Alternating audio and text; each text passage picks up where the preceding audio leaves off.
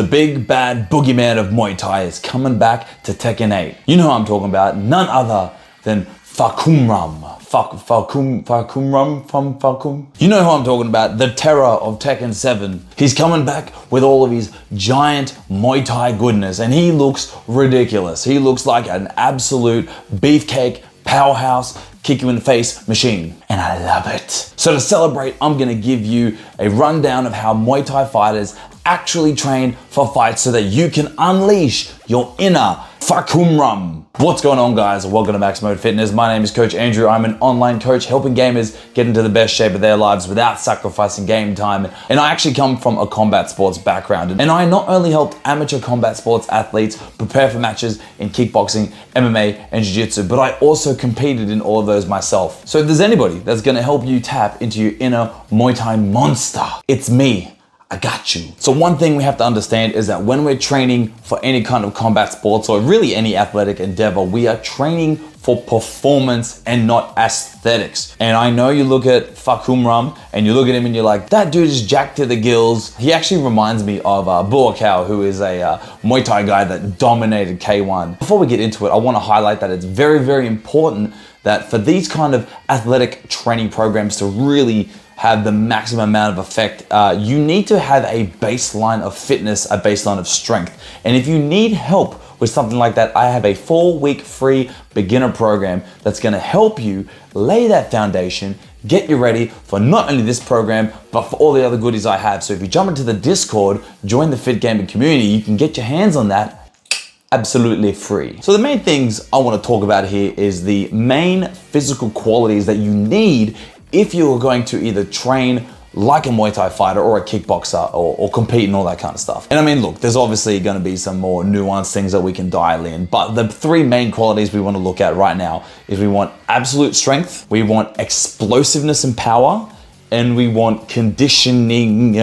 That's the key right there. So let's start with the first one, absolute strength. You can't tell me that you look at that guy and don't think absolute strength. This is where that foundation really comes into play. And the reason why this foundation is so important is because we are trying to generate power eventually, right? But what is power? Power is strength plus speed. So we need to build that strength so that we can translate it eventually into power. And how do we do that? We work on the main fundamental functional movements. We're talking the big compound movements. We're talking like bench presses and squats and deadlifts and all those big movements that use multiple muscle groups, because in fighting, in combat and all that stuff, nothing's really isolated. We're not like strictly doing bicep curls. We're not strictly doing leg extensions. Like your whole body is coordinating and moving together effectively. A common misconception that a lot of people have when it comes to training for combat sports is they try to replicate the movements of the sport with resistance. And it's just a really ineffective way to build the physical qualities that you need. We just need to build a basic level of strength. And if you combine that with your skills training, which you should be doing if you're practicing Muay Thai or Jiu-Jitsu or MMA or all that good stuff, you should be practicing your skill stuff alongside your strength training. Your strength will actually start to translate into your technique. You'd be surprised about how well that works. A lot of Jiu-Jitsu guys in particular, they literally just do big, strong movements and get really, really strong at the basics. All I'm saying is you just don't need to be doing all this fancy mumbo jumbo. A really common practice in like combat sports is to get weights, like little weights, and just do shadow boxing with that. And let me tell you, such an outdated, old-fashioned way to do things. If anything, what that does is it's going to potentially compromise your skill. Because if I have the weight in my hand, right, and I throw that punch, gravity is pushing the weight down this way. I'm trying to generate force this way, right? But I'm fighting gravity vertically. It's contradictory. It doesn't work that way. We need to build strength in other planes of motion. Now, once we've built that base level of strength, once we have that foundation, we can do the fun stuff. We can generate some power. We can apply some speed. And this is where, if you followed my rematch victory conditioning program and checked out the video, you will find I was saying some pretty similar stuff. In this situation, we've already built that strength, right? So now what we need to do is we need to move sub-maximal loads as fast as possible. We're talking like medicine ball throws, we're talking sled pushes, we're talking anything that you can move as fast as possible. We need to engage our fast twitch muscle fibers as effectively as possible. We need to get your body used to recovering from high bouts of explosive movement. And now this is where we start doing a lot of plyometrics. I love plyometrics. They are the fun stuff. Who doesn't love jumping around? Now, what I love about this and how it translates really well to like kickboxing and Muay Thai is not just the explosive power of our kicks, right? But the ability to stay light on your feet, to stay springy on your legs, have that constant elastic tension on your joints, right? We're working on force absorption and production of your ankles, of your joints, or your ligaments, all that good stuff. So the ability to move sideways, to jump forward and flying knee, to have effective footwork in and out. I know Muay Thai is a bit more like less mobile, unless you're using like Muay Femur style, which is like kind of my style. Muay Thai in general is a bit more static, but like, look, I'm not gonna talk your face off about the difference in Muay Thai styles. But all I'm saying is, we want that ability to be explosive. The traditional Muay Thai stance stay light on that front leg so they can bring it up to defend or teep or kick and all that kind of stuff. So we need to have the ability to have constant elastic tension in our muscles and the ability to explode. We need to be able to go from 0 to 100 as effectively as possible. Now, once we have that strength, once we have that power, we don't want to gas out. Gassing out is absolute doggy poo-poo. Some people like to focus on their strength training as purely strength training and getting their cardio in, getting their conditioning in purely from the Muay Thai or the kickboxing practice. If you're hitting pads and you're working on that, that's actually a fantastic way. You're really working on all the same physical qualities.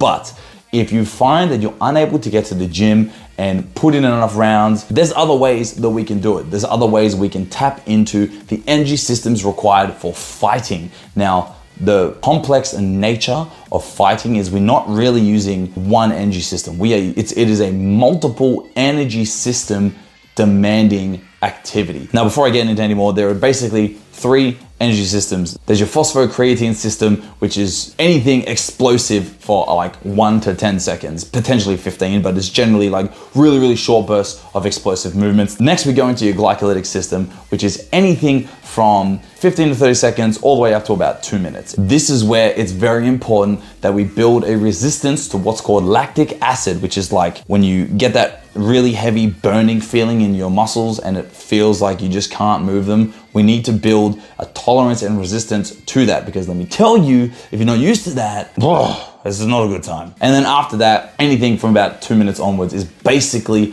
aerobic, where we're working purely aerobic. And one of the biggest misconceptions that is starting to get phased out from the combat sports strength and conditioning world, but it's still like a really old school way to train, is just go for a run, do lots of running. And let me tell you, running does not build the adequate stamina you need for combat. It just doesn't work that way, but it does have its place. It's gonna not only help us recover more easily, but it's creating a base, like a pool of stamina to pull from. It's like in Dark Souls, we're building the stamina bar with that long duration cardio. But when we work on the other energy systems, like your glycolytic and your creatine phosphate system, that's where we have more effective movements so we can use that stamina more effectively. So the best way that we can really kind of work on a lot of these things is if you want to do long duration runs, maybe once or twice a week, but I wouldn't really do any more than that, because not only is there less bang for your buck compared to everything else, but it is also extremely taxing. So if you are not used to it,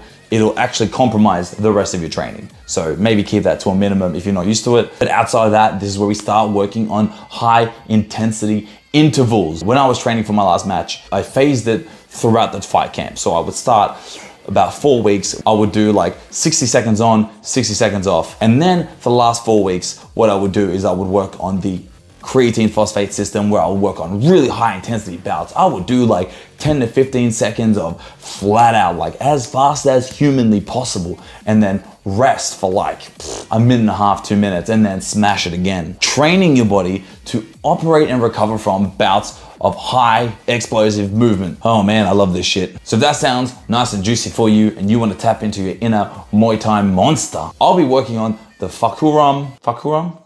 I'll be working on this Tekken 8 Muay Thai program, and it will be ready for release when the character drops. So on July 7, I will have this program out, ready for you, free, 100% free and in the Discord. So make sure you jump in, check that out. If you enjoyed the video, I have more weekly fit gamer goodness coming your way. If you haven't seen last week's video, check it out. We go over how you can most effectively use your time to get in the best shape of your life, which is a perfect place to start.